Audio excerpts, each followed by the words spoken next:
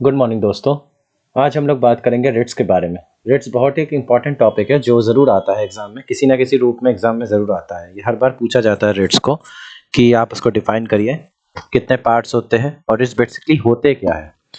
तो अगर सिंपल मैं हिंदी में बताऊं तो रिट्स एक तरह का याचिका होता है जो कोर्ट के सामने दायर की जाती है। पॉइंट ये नोट करिएगा कि ये याचिका खाली हाई कोर्ट और सुप्रीम कोर्ट में ही दाखिल की जा सकती है, डिस्ट्रिक्ट और सबऑर्डिनेट कोर्ट्स में नहीं दाखिल की जा सकती है। उनके पास वो पावर नहीं है। तो रिट्स बेसिकली इंग्लिश में अगर बोला जाए तो formal written order issued under the seal in the name of authority. ये एक तरह का फॉर्मल एक तरह का एप्लीकेशन है जो कोर्ट के सामने पेश किया जाता है किसी भी पार्टी के द्वारा। अगर उसका फंडामेंटली या उसका कुछ भी राइट्स हनन हुआ है किसी भी रूप में, तो वो कोर्ट को इस तरह से अपने राइट्स के हनन के बारे में इन्फॉर्म कर सकते हैं कि एप्लीकेशन के माध्यम से, एक याचिका के माध्यम से, और कोर्ट उसको उस हिसाब से सुनवाई करेगी। तो हम लोग के जो कॉन्स्टिट्यूशन है उसमें आर्टिकल 32 है जो पावर ऑफ सुप्रीम कोर्ट को इशू करते, मतलब सुप्रीम कोर्ट को पावर देता है रिट्स इशू करने के लिए। और आर्टिकल 226 है जो हाई कोर्ट्स को पावर देती है रिट्स इशू करने के लिए। ये बहुत इंपॉर्टेंट दो आर्टिकल्स है, इनको आप जरूर नोट डाउन कर लीजिएगा। सुप्रीम कोर्ट को जो पावर्स है वो आर्टिकल 32 में आते हैं और आर्टिकल 226 में हाई कोर्ट्स को पावर मिलते हैं रिट्स इशू करने के लिए। यहाँ पे देखिए पूरा इसमें लिखा, आप चाहे तो इसको नोट डाउन कर सकते हैं, आर्टिकल 32 एंड आर्टिकल 226। और अलग अलग तरह के 4 आपके रिट्स होते हैं, वो हम आगे डिस्कस करेंगे। अब इन दोनों में देखिए कुछ डिफरेंसेस है, इसको भी आप नोट डाउन कर सकते हैं। डिफरेंसेस ऐसे जल्दी आते नहीं है दोनों के, लेकिन आप नोट डाउन कर सकते हैं पॉज करके वीडियो को।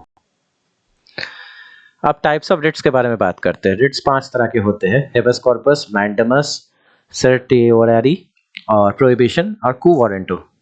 ये 5 तरह के होते हैं और पांचों बहुत इंपॉर्टेंट है। तो ये पांचों के मिनिमम आप कम से कम नाम और इनको समझ लीजिए क्या कहना चाह रहे हैं, तो आप अपने वर्ड्स में भी कम से कम इनको लिख पाएंगे।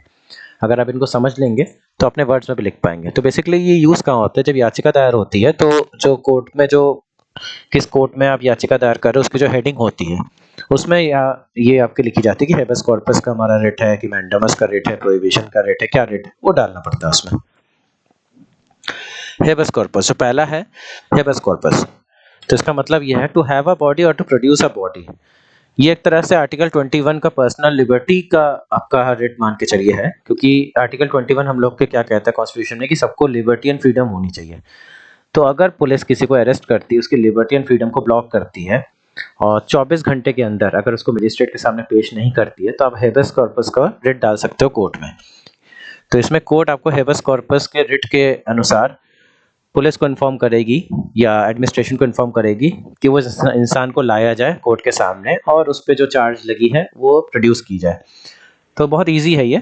हेबस कॉर्पस में भी लिखा हुआ है टू हैव अ बॉडी और to produce a body. Simple है, किसी को अगर आपने डिटेन किया है, 24 घंटे के ऊपर हो गया है, तो आपको उसको मजिस्ट्रेट के सामने लाना ही पड़ेगा।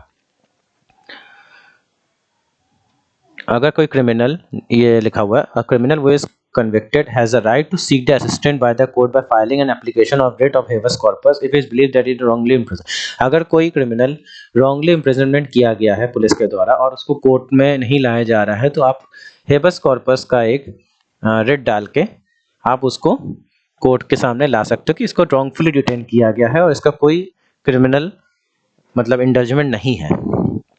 ये कुछ केसेस हैं, मैं केसेस के बारे में भी वीडियोस बनाऊंगा एक पे एक। एडीएम जबलपुर वैसे Shivakant Shukla, it was held that the writ of corpus can not be suspended even during the emergency. तो ये आर्टिकल 359 का था उस समय 1970 से। उसके बाद बहुत से अमेंडमेंट्स आए हैं, तो ये कहा गया था कि writ of habeas corpus can not be, मतलब पर्सनल लिबर्टी आप इमरजेंसी के समय भी किसी की नहीं छीन सकते हैं। वो आर्टिकल जो 21 में हम लोग को कॉन्स्टिट्यूशन में दिया गया है वो आप नहीं छीन सकते। फिर इसमें से और भी केसेस है, नारायण वर्सेस ईश्वर लाल या 1965। तो इसके देखिए जो पहला मैंने बताया, इसके बाद काफी अमेंडमेंट्स आई है कॉन्स्टिट्यूशन में, तो वो अमेंडमेंट्स के बाद ये आपका थोड़ा सा चेंज हुआ है, वो उसके बारे में बाद में डिस्कस करेंगे। रुडल शाह वैसे स्टेट ऑफ बिहार, ये एक बहुत इंपॉर्टेंट केस है, ये बहुत बार पूछा जाता है। इसमें एक ने 14 साल कंप्लीट कर लिया था अपना डिटेंशन, उसके मतलब ना जो उसका टाइम पीरियड था डिटेंशन उसने कंप्लीट कर लिया था, इम्प्रिजनमेंट, उसके बाद भी जब उसका डेट हो गया था छोड़ने को, उसको 14 साल तक एक्स्ट्रा जेल में रहना पड़ा था। तो हेबस कॉर्पस फिर रिट डाली गई थी और इसको रिलीज किया गया था और इसको कुछ डैमेजेस भी दिए गए थे। Damages in the sense of compensation दिया गया था, वो मेरे ख्याल से 30 या 50,000 था, बहुत ही कम था। आप खुद ही सोच सकते हो किसी को छोड़ने का ऑर्डर आने के बाद अगर किसी को 14 साल रखा जाए तो 14 साल की इम्प्रिजनमेंट होती, 5 साल की, तो क्या फायदा। तो ठीक है, उस टॉपिक पे नहीं जाते। अब सेकंड रिट आता है मैंडमस। मैंडमस मतलब कमांड देना। ये बहुत इंपॉर्टेंट है मैंडमस, कि किसी को कमांड देना। ये जैसे कोर्ट है, कोर्ट में आपने याचिका डाली कि ये मेरा काम नहीं हो रहा है, या फॉर एग्जांपल ये नहीं हो रहा है, ये मेरा आर्टिकल में आता है, मेरा पर्सनल फंडामेंटल मेरा जो राइट है वो हनन हो रहा है, तो कोर्ट सिंपली एक इशू ऑर्डर करेगी लोअर कोर्ट को या गवर्नमेंट ऑफिसर को कि आप ये काम करो। इससे क्या होता है, जो पब्लिक का जो होता है उस पर भरोसा होता है कोर्ट पे कि कोर्ट कम से कम हम लोग को जो गवर्नमेंट की इनजस्टिस हो रही है, एडमिनिस्ट्रेशन जो इनजस्टिस कर रहा है हमारे साथ, ये काम नहीं कर रहा है, उस पर मैंडेमस इशू हो जाएगा, रिट इशू हो जाएगा कि आप इस काम को करो। तो बहुत ही ईजी है और इम्पोर्टेंट भी है।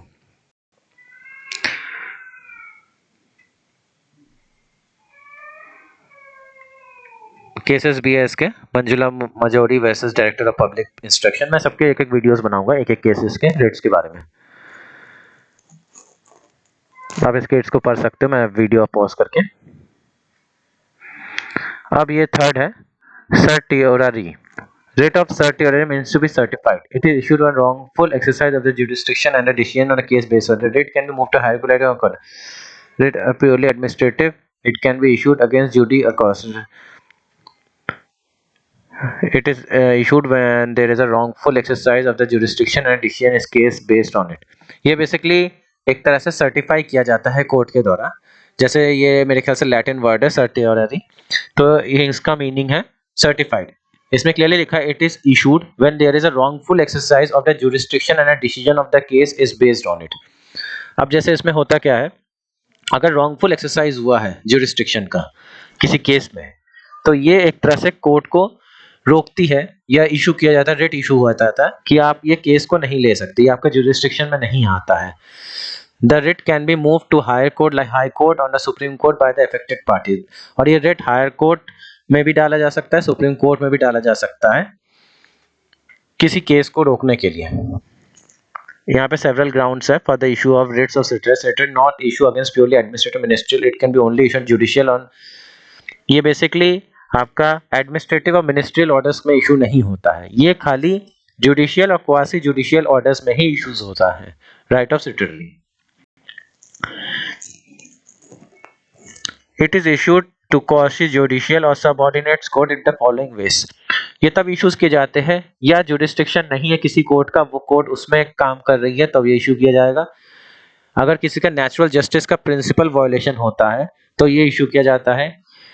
In opposition to procedure establish, अगर लॉ के खिलाफ कोई एक्शन लिया जाता है कि जो लॉ बना है उसके अगेंस्ट अगर कोई कोर्ट जा रहा है तो उसमें इशू किया जाता है। या अगर कोई जजमेंट में एरर है तब ये इशू किया जाता है। ये अलग अलग आपका केसेस है, केस स्टडी है, इसको भी आप सर्च कर सकते हैं।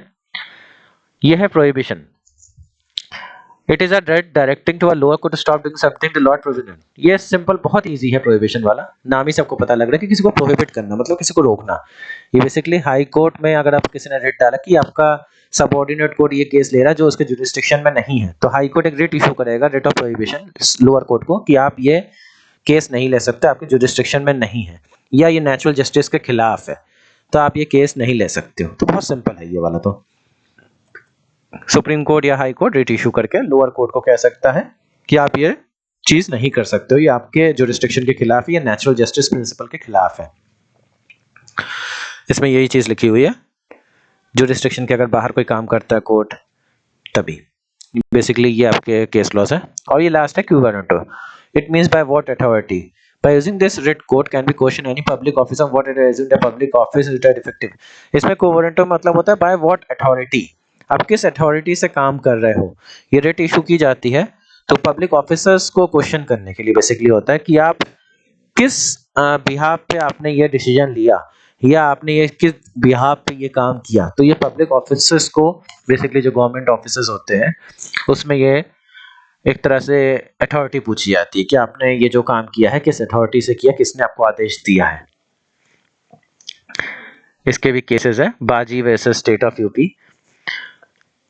When the holder of an office has been continuing in office for a long time, there is no complaint against him for a court refusal related to vexatious। तो basically यही आपके थे। इसके अलग अलग आपके पूरे मैं वीडियोस बनाऊंगा जो भी केस लॉज है। इसके बाद आप सबसे रिक्वेस्ट है प्लीज़ चैनल को सब्सक्राइब करें, लाइक करें और बेल आइकन दबाएं। मुझे बहुत खुशी होगी और हेल्प होगी इसके लिए। Thank you.